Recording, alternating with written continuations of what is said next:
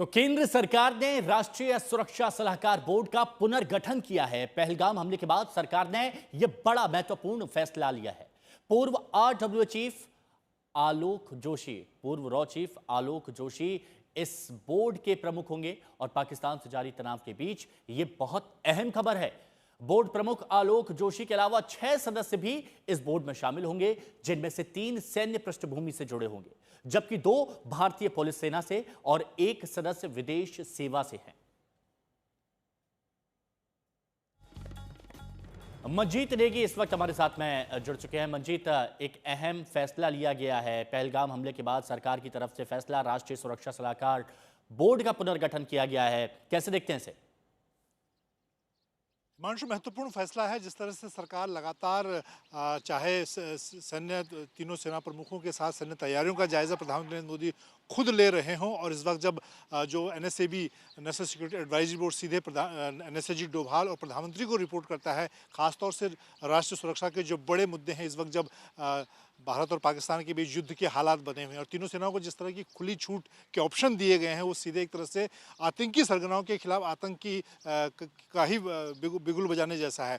ऐसे में जो नेशनल सिक्योरिटी एडवाइजरी बोर्ड है, उसमें एक अनुभवी आदमी जो कि पूर्व में रॉर NTRO National Technical Research Organisation के प्रमुख रहे हैं, आलोक जोशी IPS हैं सीनियर, वो NSAB के पहले मेंबर थे। उन्हें चेयरमैन के तौर पर 2 साल के लिए बनाया गया है और ये अभी हाल का ही आदेश है। इसके अलावा तीनों सेनाओं की भूमिका को बढ़ाया गया है NSAB में। उसमें southern army commander lieutenant AK Singh retired, इसके अलावा एयर मार्शल SM सिन्हा और नौसेना से एडमिरल मोंटी खन्ना को भी जगह दी गई है। इसके अलावा 2 IPS और 1 IFS को। तो इस तरह से जो नेशनल सिक्योरिटी एडवाइजरी बोर्ड है, उसमें इस वक्त जो हालात हैं उसको देखते हुए सेनाओं की भूमिका को बढ़ाया गया है और तमाम जो महत्वपूर्ण मुद्दे होते हैं इस राष्ट्रीय सुरक्षा से जुड़े, उन पर यह बोर्ड NSA और प्रधानमंत्री को सीधे रिपोर्ट करता है।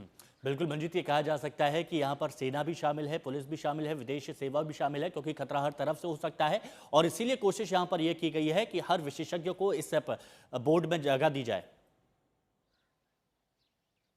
बिल्कुल यही कोशिश है। और इस वक्त जब प्रधानमंत्री नरेंद्र मोदी ने सीधे तौर पर कहा है, जो कल की महत्वपूर्ण बैठक हुई तीनों सेना प्रमुखों को के अलावा CJ जनरल अनिल चौहान के साथ, और उसमें साफ संदेश अगर हिमांशु आप देखें तो तीनों सेनाओं को जो खुली छूट देने की बात है, उसमें सीधा मतलब यही है। अगर एक रक्षा संवाददाता के तौर पर या मैं अब आपको बताऊं तो उसका मतलब ही यही है कि अब तीनों सेनाओं को तय करना है कि वो आतंकी सरगनाओं के खिलाफ पाकिस्तान के कब्जे वाले कश्मीर में से लेकर और पाकिस्तान के अंदर युद्ध के हालात में जो कदम उठाए जाते हैं, उस तरह के कदम उठा सकते हैं।